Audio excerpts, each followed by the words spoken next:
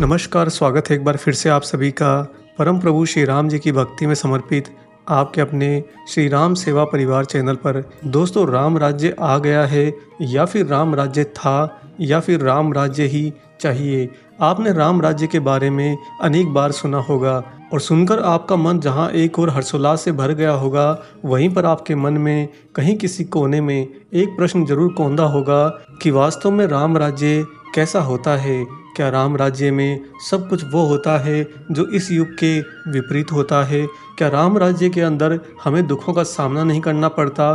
क्या राम राज्य के अंदर आज की तरह विज्ञान नहीं होता? आखिर राम राज्य की वास्तविक सच्चाई क्या है? आज की इस खास वीडियो में हम आपके लिए लेकर आए हैं बहुत ही अनूठी जानकारी राम के समय की कि कैसा था राम का राज्य, कैसा था वह राम राज्य। दोस्तों, इससे पहले हम आगे बढ़े, एक और प्रश्न जिसका उत्तर अनेक वर्षों से या यूं कहिए अनेक पीढ़ियों से मनुष्य खोजता आया है कि वास्तव में रामायण के कुछ प्रमाण भी हैं या रामायण सिर्फ मुख जबानी रामायण है, विश्वास और भरोसा करने का सिर्फ माध्यम है।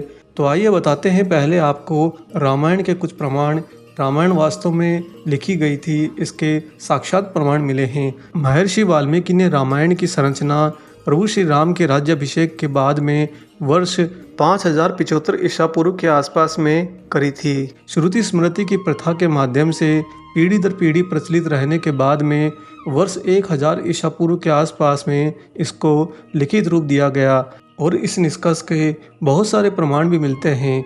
रामायण की कहानी के संदर्भ में कुछ बातें जो प्रमाणिक तौर पर सामने आई हैं वह ये हैं कि कौटिल्य का अर्थशास्त्र जो कि 4वीं शताब्दी के ईसा पूर्व लिखा गया था, बौद्ध साहित्य में दशरथ जातक कथाएं जो कि 3री शताब्दी ईसा पूर्व लिखी गई थी, कौशाम्बी में खुदाई में मिली टेराकोटा जो कि पक्की मिट्टी की मूर्तियां थी जो 2री शताब्दी ईसा पूर्व मिली थी, नागार्जुन कोंडा जो कि आंध्र प्रदेश में है, वहां पर खुदाई में मिले थे कुछ स्टोन पैनल जो कि 3री शताब्दी के थे, नचार खेड़ा जो कि हरियाणा में है, वहां पर भी मिले टेराकोटा पैनल जो कि 4वीं शताब्दी के थे।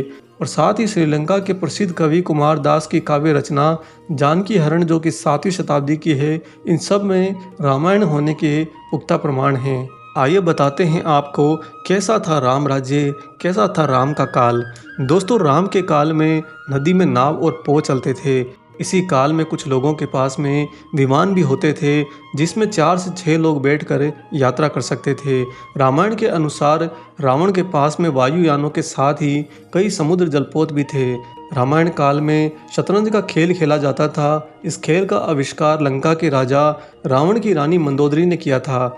तब इस खेल को चतुरंग कहा जाता था। यह भी कहा जाता है कि राम के काल में पतंग भी उड़ाई जाती थी। राम रावण युद्ध केवल धनुष बाण और गदा भाला जैसे अस्त्रों तक सीमित नहीं था।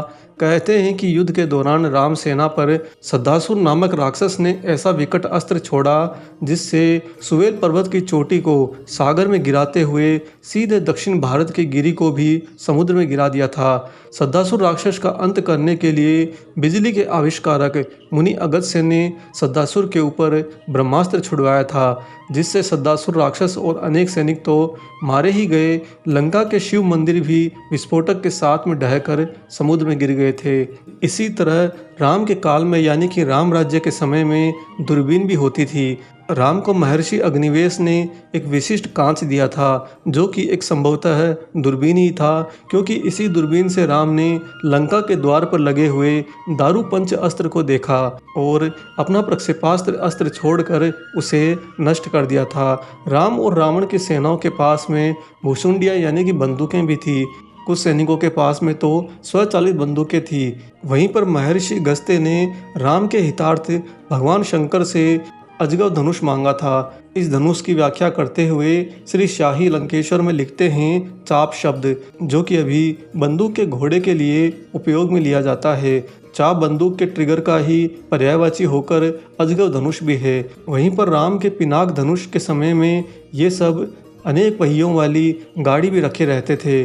तब चाप चढ़ाने, भयंकर विस्फोट करते हुए शत्रुओं का विनाश करते थे।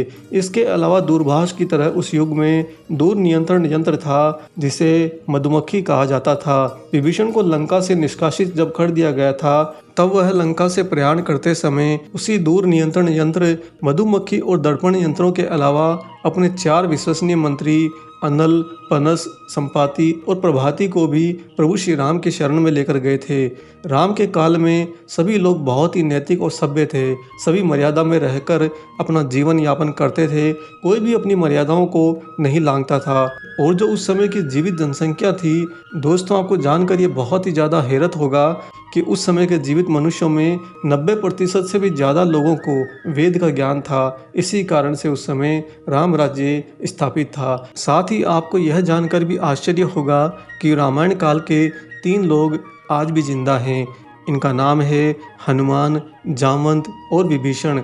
और इनके काल के भी पूर्व के 2 लोग भी आज तक जिंदा हैं, जिनके नाम हैं विरोचन पुत्र महाबली और जमदग्नि के पुत्र परशुराम। कालांतर में सरयू नदी में भगवान श्री राम ने जल समाधि ले ली थी। अश्विन पूर्णिमा के दिन मर्यादा पुरुषोत्तम राम ने अयोध्या से सटे फैजाबाद शहर के सरयू किनारे पर जल समाधि लेकर महाप्रयाण किया था। भगवान श्री राम ने सभी की उपस्थिति में ब्रह्म मुहूर्त में सरयू नदी की ओर प्रयाण किया और उनके पीछे थे उनके परिवार के सदस्य भरत, शत्रुघ्न, उर्मिला, मांडवी और श्रुति कीर्ति।